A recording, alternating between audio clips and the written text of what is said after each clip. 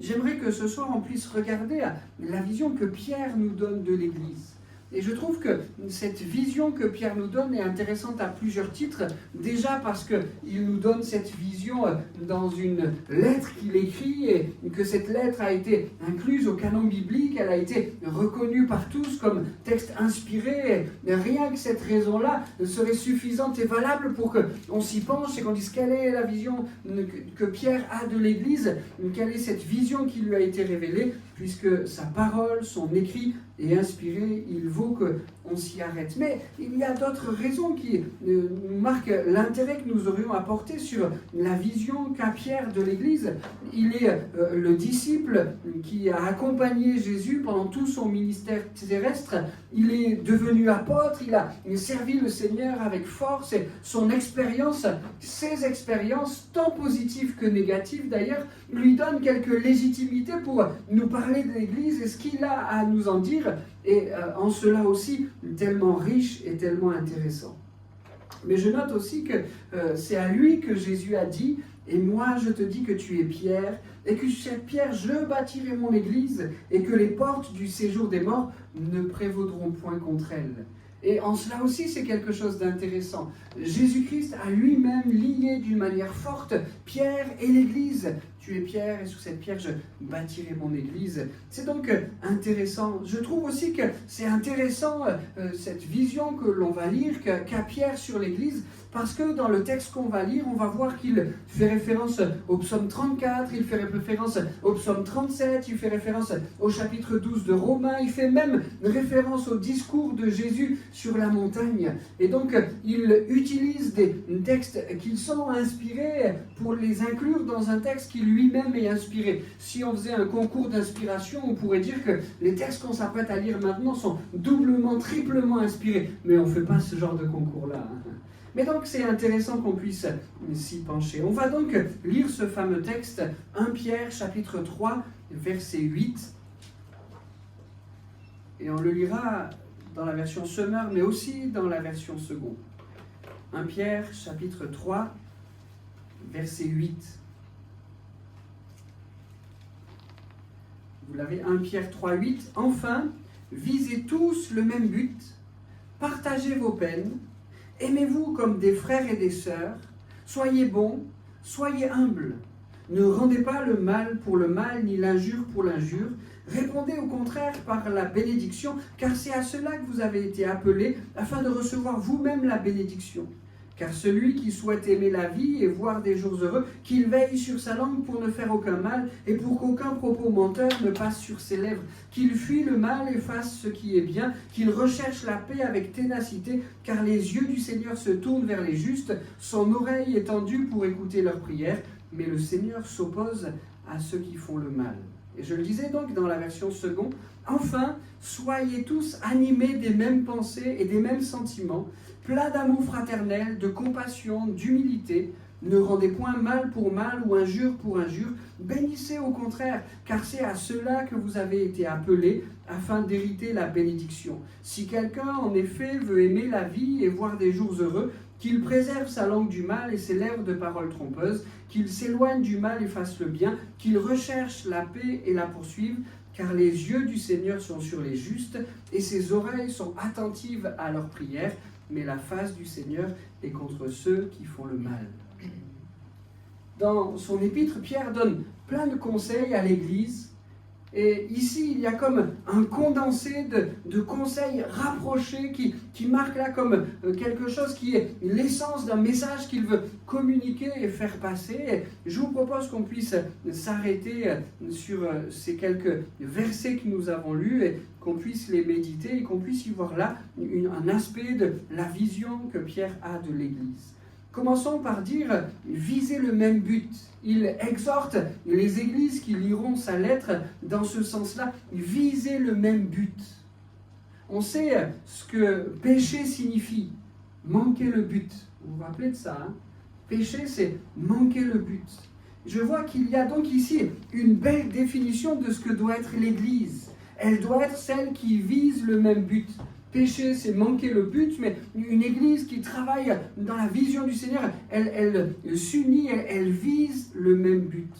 Si on voulait, pour mieux définir quelque chose, souvent on le fait par une définition positive, mais quelquefois, je l'ai appris dans mes cours en tant qu'infirmier, quelquefois ça parle plus de donner une définition négative. Là, on peut tâcher de faire les deux. L'Église, c'est un groupement de personnes qui visent ensemble le même but, mais ce que l'Église ne doit pas être, c'est un endroit où on peut tirer la couverture à soi. Vous voyez, c'est la définition par le négatif. Seigneur, on ne veut pas que l'Église, ça soit je tire la couverture à moi. L'Église ne doit pas servir mon but, mais un but commun. Je ne dois pas chercher à rendre l'Église comme je voudrais qu'elle soit moi, plus conforme à mon image, plus conforme à ce que j'aime, plus conforme à ce que je désire. C'est pas ça l'Église, c'est pas tirer la couverture à soi, mais c'est viser ensemble le même but. Seigneur, que ton Église soit celle-là. Celle qui, comme Pierre nous y invite, travaille à viser le même but. En principe, jusqu'à ce point, on arrive à être tous d'accord. Mais souvent, c'est l'étape d'après qui coince. On est tous d'accord pour viser ensemble le même but si le but visé est celui que je définis. Mais si, comme je le disais tout à l'heure, si on fait passer le micro, ce qui est intéressant, c'est de souligner qu'on pourrait tous avoir des objectifs et des buts différents pour l'Église. Moi, je voudrais que mon Église soit plus ceci. Moi, je voudrais que mon Église soit plus cela. Quel est le but que l'Église doit viser ensemble? Quand il s'agit d'avoir un but commun, on a toujours plein de bonnes idées, autant que de participants. Pierre, est-ce que tu ne voudrais pas nous aider? Quel est ce but commun que l'Église doit viser ensemble? Peut-être avez-vous remarqué que dans la version second, il n'est pas signalé comme dans la version Summer, là, visez tous le même but, mais il est écrit, enfin, soyez tous animés des mêmes pensées et des mêmes sentiments pleins d'amour. En utilisant le terme grec que Pierre utilise pour écrire cela, pour dire cela, il y a même une notion supplémentaire qui vient se greffer à ça, parce que le terme qu'il utilise signifie « soyez animés d'un seul esprit ». Soyez animés d'un seul esprit. Pierre nous montre que sa vision de l'Église, c'est un groupement de personnes qui acceptent de se mettre d'accord pour aller ensemble dans une direction. Mais il nous dit aussi que cette direction, ce n'est pas ce groupement de personnes qui doit la donner. Il faut aller vers là, il faut aller vers là, ou il faut aller vers là. Mais que cette direction, c'est l'Esprit de Dieu qui l'a choisie, qui la communique. Et c'est ce groupement, l'Église, qui choisit d'y souscrire et d'y aller. Seigneur, on veut que l'Église soit ça. Des personnes qui s'unissent pour viser ensemble le même but. Pas le but qu'elle aura décidé de manière arbitraire, mais le but qui est celui qui a dans le cœur de Dieu, le but qui est dans l'esprit de Jésus, le but qui nous communique ce sur quoi il veut nous unir pour que nous allions. Seigneur, nous voulons être cette Église-là. Ça réclame une volonté d'unité, plus grande que les occasions de dispute. Ça réclame aussi une volonté supérieure d'être guidé par lui, par le bon berger, par l'Esprit de Dieu.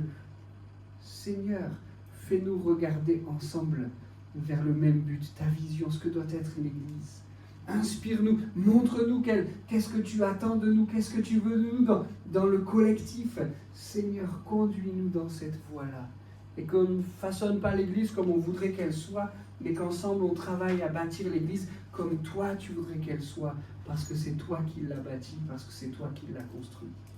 Amen. Je crois que juste avec ces quelques éléments-là, on a au moins 2 sujets de prière. Seigneur, unis-nous. Seigneur, guide-nous. Seigneur, unis-nous pour qu'on vise ensemble un même objectif, un même but. Seigneur, guide-nous pour que cet objectif, ce soit toujours le tien et pas les nôtres. Ça vous va? On prend quelques instants pour prier dans ce sens. Seigneur, unis-nous. Et Seigneur, guide-nous. C'est ça l'Église. Prenons quelques instants pour prier et puis on ira vers un deuxième point de cette vision que Pierre nous présente de l'Église.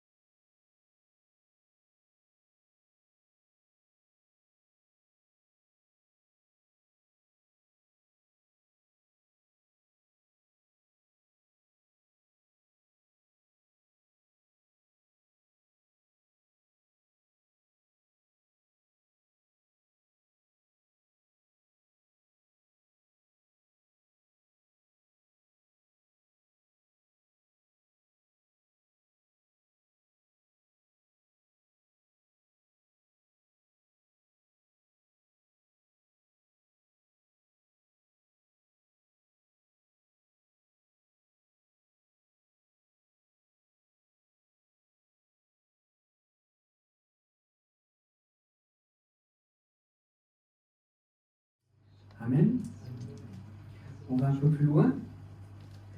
Pierre, après avoir dit ça, dit quelque chose d'étonnant.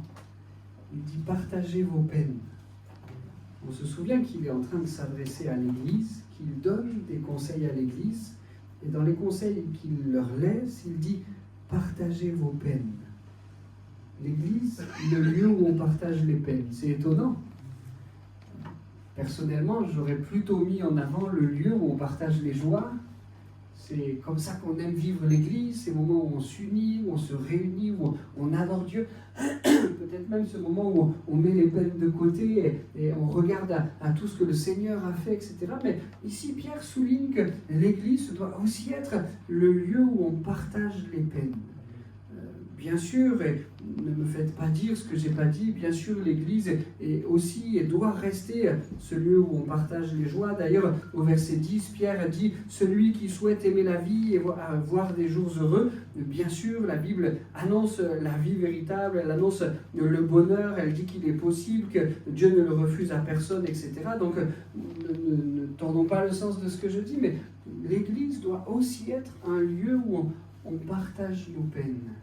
Seigneur, aide-nous, qu'on puisse offrir cette possibilité-là aussi, de cet endroit où on peut être vrai, où on peut ouvrir son cœur, où on peut dire « ça va pas », où on peut dire « j'ai besoin de la prière, j'ai besoin que tu m'entoures, j'ai besoin que tu puisses me porter, prier pour moi, prier avec moi ». La Bible n'est pas un déni de peine, vous savez, non mais c'est parce que je suis chrétien, j'ai pas de peine, la peine n'existe pas, ça n'est pas dans ma vie, ça n'est pas dans mon cœur. La Bible ne prône pas le déni de peine, mais au contraire, elle exhorte celle qui passe par quelques moments difficiles à pouvoir partager. Une peine partagée est moins lourde. Une peine partagée, elle permet de retrouver de la place pour l'espoir. Une peine partagée, elle permet une consolation accordée. Et on veut que l'Église, ça soit aussi ce lieu où on peut partager la peine, que notre Église soit aussi celle-là, que notre réunion de prière soit aussi cela. Et j'ai souvenir de quelques-unes où la peine s'est exprimée. Eh bien, on prend un moment, on prie pour notre frère, notre sœur qui est dans la peine.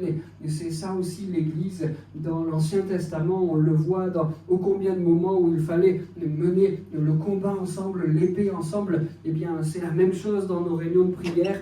C'est pas la même épée, mais c'est la même arme spirituelle. Seigneur, nous voulons être les uns avec les autres, nous voulons partager nos peines ensemble, nous voulons combattre ensemble, et c'est quelque chose là aussi de fort et de précieux. Peut-être me direz-vous, si vous avez la version second sous les yeux, mais cette notion est absente de la version second.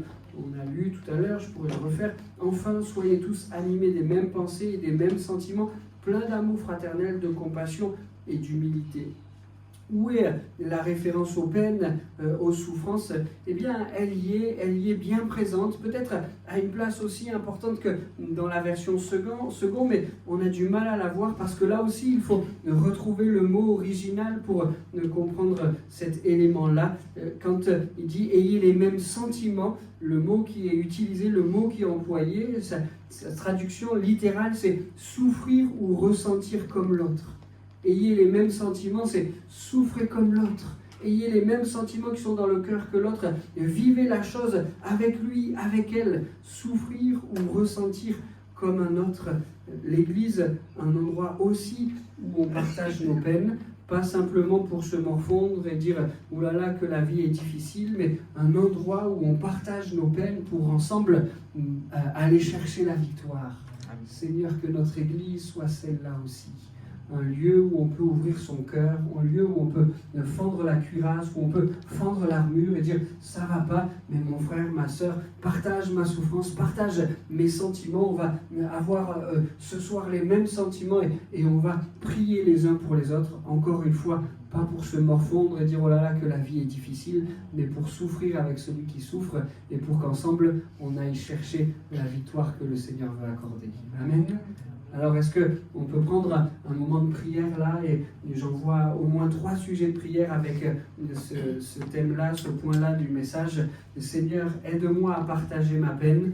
je ne veux pas la vivre de manière secrète et cachée. Il y a des moments où Dieu nous conduit à partager notre peine et ne résistons pas à ça. Seigneur, aide-moi à recevoir la peine de mon frère ou de ma sœur, sans la juger, sans la condamner, cette peine, sans juger ou condamner mon frère ou ma sœur. Oh, mais s'il t'arrive ça, c'est certainement un manque de foi. Non, on a le droit de s'exprimer, d'exprimer sa peine, et ensemble, plutôt que juger, on partage le fardeau, on porte le fardeau, jusqu'à obtenir ensemble la victoire. Et ce troisième sujet, Seigneur, toi qui es le Dieu de la vie et du bonheur, viens consoler, viens relever celui ou celle qui est dans la peine. Amen. 3 sujets de prière, je les redis. Seigneur, aide-moi à partager ma peine, si ça c'est nécessaire. Seigneur, aide-moi à recevoir la peine de mon frère ou de ma sœur, pour que je puisse être une aide à son côté, plutôt que quelqu'un qui le dénonce.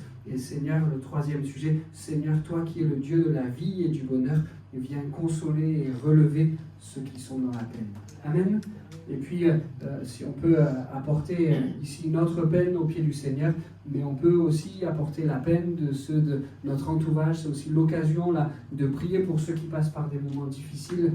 On pense à Sabrina et à d'autres. Seigneur, on veut te présenter ces peines-là. Ensemble, on veut les vivre, on veut se les communiquer pour remporter la victoire, mener le bon combat jusqu'à remporter la victoire sur cette peine. Amen. On prend un moment pour prier.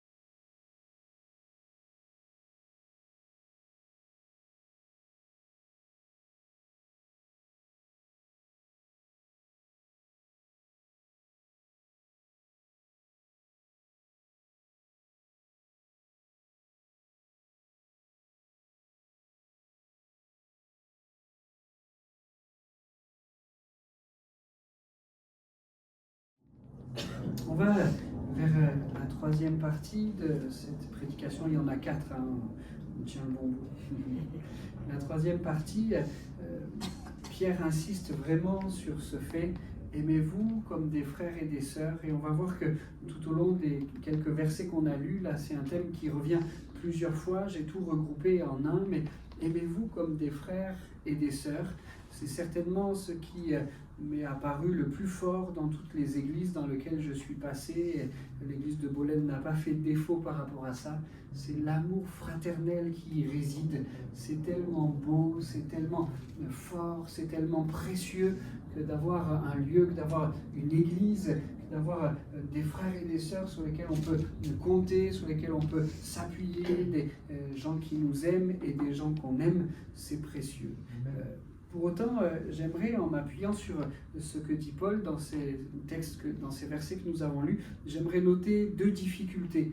Pas parce que j'ai remarqué que particulièrement elles avaient lieu ici, mais j'avais même pensé pour la première de ces 2 difficultés, passer vite. J'avais envie de passer vite là-dessus, mais en méditant les propos de Pierre, là, dans le peu de versets qu'on a lus, j'ai remarqué avec quel moyen il insistait encore. Je dis, si Pierre insiste autant, il faut peut-être pas que je passe si vite là-dessus, mais donc un amour comme des frères et des sœurs, c'est tellement beau, c'est tellement fort. Pour autant, 2 difficultés apparaissent toutefois en cas de conflit. Seigneur, en cas de conflit, je vois que Pierre, ici dans ce texte, nous donne un élément pour prévenir ces conflits. Donc, qu'est-ce que je peux mettre en place avant que le conflit arrive ? Je vois que ici, Pierre propose quelque chose de curatif. Si le conflit est déjà là, qu'est-ce que je peux faire ? Et je vais m'arrêter là-dessus. Et enfin, je vois même que Pierre propose quelque chose de palliatif. Quand la solution semble désespérée, il n'y a pas de moyen d'amélioration, et bien là encore, Pierre propose quelque chose. Alors, arrêtons-nous rapidement en cas de conflit et que l'amour entre frères et sœurs est malmené. Prévention, curatif et palliatif. Prévention d'abord, Pierre dit qu'il veille sur sa langue pour ne faire aucun mal et pour qu'aucun propos menteur ne passe sur ses lèvres, qu'il fuit le mal et fasse ce qui est bien, qu'il recherche la paix avec ténacité, car les yeux du Seigneur se tournent vers les justes, son oreille est tendue pour écouter leurs prières. Amen. Seigneur, si on arrive tous et chacun à mettre en pratique ce conseil de Pierre, je crois que l'amour qu'on aura les uns pour les autres ne sera jamais entaché de conflit. Le conseil est tellement bon, veiller sur sa langue, ne pas faire le mal, ne pas tenir des propos menteurs, en avoir aucun sur les lèvres, fuir le mal, faire ce qui est bien, rechercher la paix avec persévérance, parce que c'est là et dans la justice que se tournent les yeux du Seigneur. Seigneur, aide-nous à mettre en pratique ces éléments de prévention. Vous savez que dans la médecine, on apporte une importance toute particulière à la prévention. Et bien Seigneur, on veut avoir des mesures préventives pour maintenir l'amour au milieu de nous et on veut les mettre en pratique. Mais aussi le curatif. Pierre dit, ne rendez pas le mal pour le mal, ni l'injure pour l'injure. Répondez au contraire par la bénédiction. Et si déjà dans l'Église, Pierre souligne que le mal commence déjà à être là et que l'amour commence à être attaqué et des difficultés, des conflits apparaissent, Pierre dit dans ce cas-là, les liens d'amour sont déjà attaqués. Voilà comment il vous faut agir, comment il vous faut réagir. Ne rendez pas le mal pour le mal, n'augmentez pas la situation en rajoutant et en rajoutant encore, rendez au contraire la bénédiction. Choisissez de bénir plutôt que de mettre de l'huile sur le feu. Là aussi, je crois, le conseil est tellement bon. Et puis, dans la troisième étape, Pierre propose même quelque chose qui est de l'ordre des soins palliatifs. Même si tous mes efforts pour arranger la situation semblent n'avoir servi à rien, le combat semble vain, et j'arrive pas à relier les liens d'amitié, le cœur de mon frère, de ma sœur est complètement fermé, eh bien, Paul nous dit dans ces cas-là que faire ? Soyez bons et humbles. En fait, il ne le dit pas que dans ces cas-là, il le dit dans tous les cas, mais je l'applique ici dans ce cas-là. Soyez bons et humbles. Même s'il y avait un conflit tellement ancré, tellement fort, tellement dur que tous vos efforts n'ont pas réussi à le résoudre, eh bien même dans cette situation, ça ne serait pas une excuse pour manquer de bonté à ton frère ou à ta sœur, ça ne serait pas une excuse pour manquer d'humilité, mais de toute façon, c'est moi qui ai raison et c'est lui qui a tort, et puis là, c'est comme ça et c'est pas autrement, et moi, je suis irréprochable et lui ou elle a ceci, a cela. Non, ça serait même pas si la situation était comme quelqu'un qui est sur un lit de soins palliatifs, là sans espoir. Même si la situation était désespérée, ça ne serait pas pour nous une excuse pour manquer de bonté ou pour manquer d'humilité. Alors Seigneur, aide-nous. Aide-nous. Amen.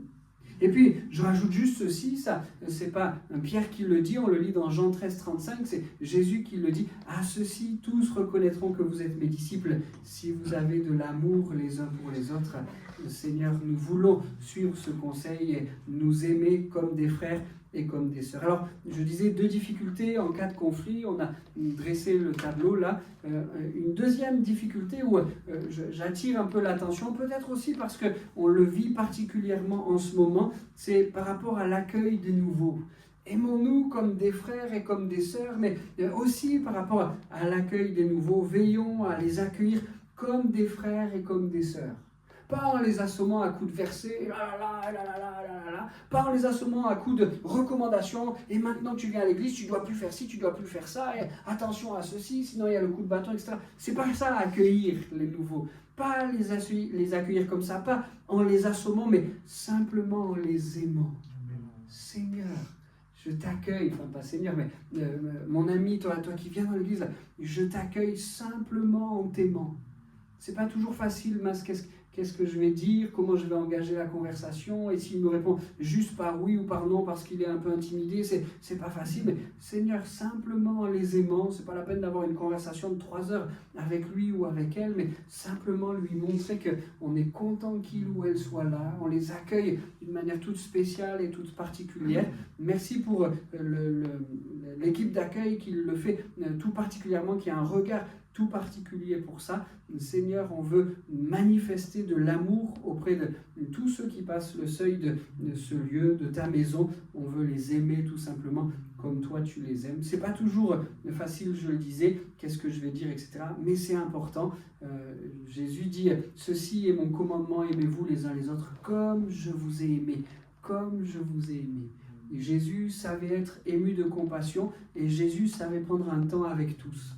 On est toujours étonné de voir dans les évangiles comment Jésus aimait les gens. Il ne les aimait pas simplement en parole, mais il les aimait en acte. Il ne les aimait pas simplement rapidement parce qu'il était débordé et qu'il avait tant de choses à faire, mais il savait s'arrêter, prendre un temps avec chacun et lui manifester un amour particulier, pas simplement un amour général, mais un amour particulier. Je pense là immédiatement, il y aurait bien d'autres exemples, mais je pense à ce moment où Jésus est pressé par la foule est partout, et Jésus, on l'imagine déambuler dans la ville faisant du bien, et puis il y a cette femme à la perte de sang qui arrive, qui s'approche, et Jésus savait qu'il l'avait guérie, il connaissait la situation de cette femme, mais il s'arrête, il demande qui m'a touché, non pas qu'il ignore quoi que ce soit de ce qui s'est passé, mais ça a été pour lui le moment de prendre une parenthèse toute particulière pour cette femme. Jésus était attendu ailleurs, il fallait qu'il fasse un miracle ailleurs, mais il s'arrête, il questionne cette femme et quand elle se manifeste, oui c'est moi, il prend le temps, non pas simplement de la guérir, ça il l'a déjà fait, mais aussi de lui parler de son éternité, va et ne pêche plus. Il prend un temps particulier à chacun et Jésus nous dit, aimez-vous les uns les autres comme je vous ai aimé, qu'on ait le même regard de compassion que lui, qu'on ait la même attention pour ceux qui viennent dans notre Église, aimons-les comme lui les aime. Amen. Et on a là aussi au moins 3 sujets de prière. Je propose qu'on puisse prier pour cela. Seigneur, renforce encore l'amour fraternel qui existe déjà entre nous. Seigneur, fais de cet amour fraternel un témoignage qui brille même au dehors. À cela, tous reconnaîtront que vous êtes mes disciples, qu'il soit connu, qu'il soit dit dans le dehors que ici, dans ce lieu, il y a des gens qui aiment Jésus et des gens qui manifestent entre eux un véritable amour fraternel. Et Seigneur, aide-nous à accueillir les nouveaux comme si c'était toi qui les accueillais. Amen. On prend un moment pour prier pour cela.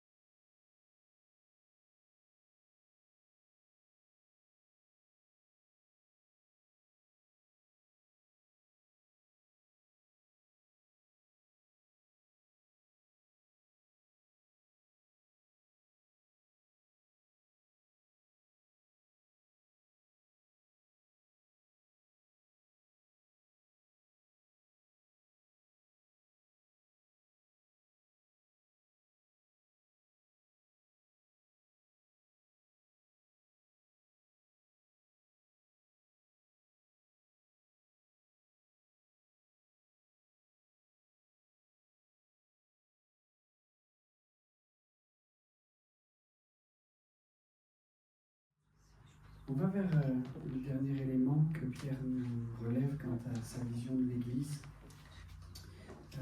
On a parlé de la première partie de ce verset, je m'arrête sur la seconde.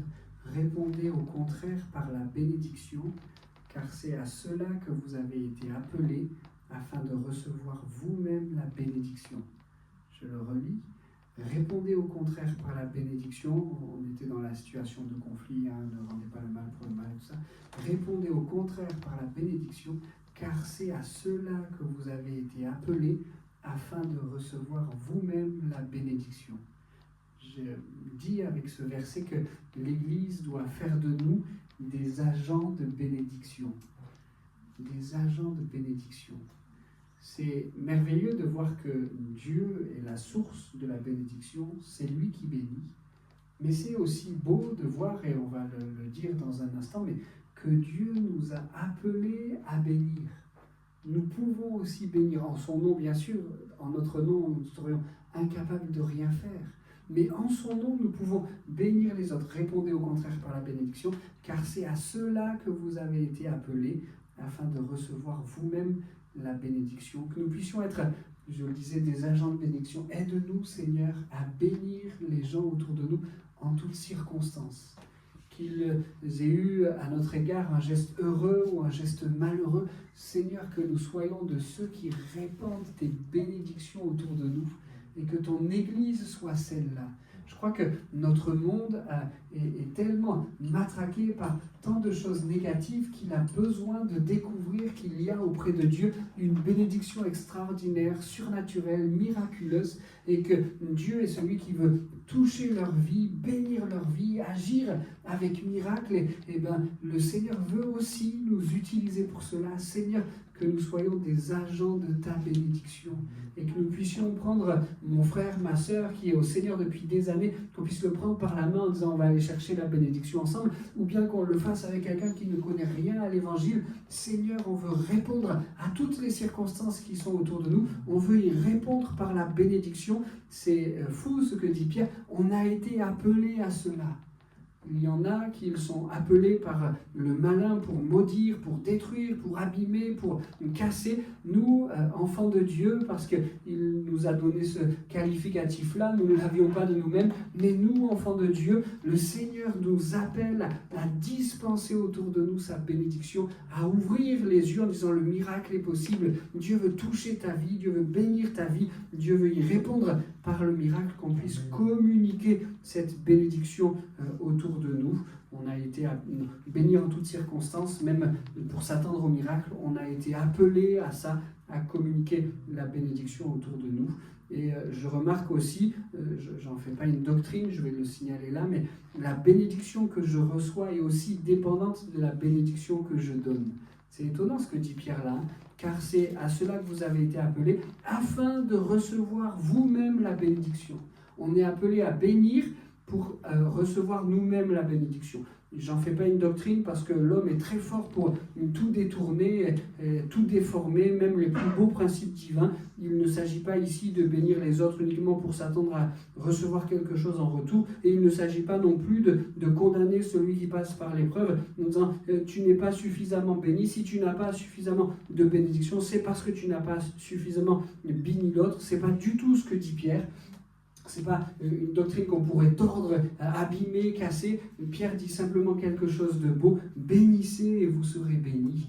Et Seigneur, c'est ce qu'on veut faire, c'est ce qu'on veut mettre en pratique.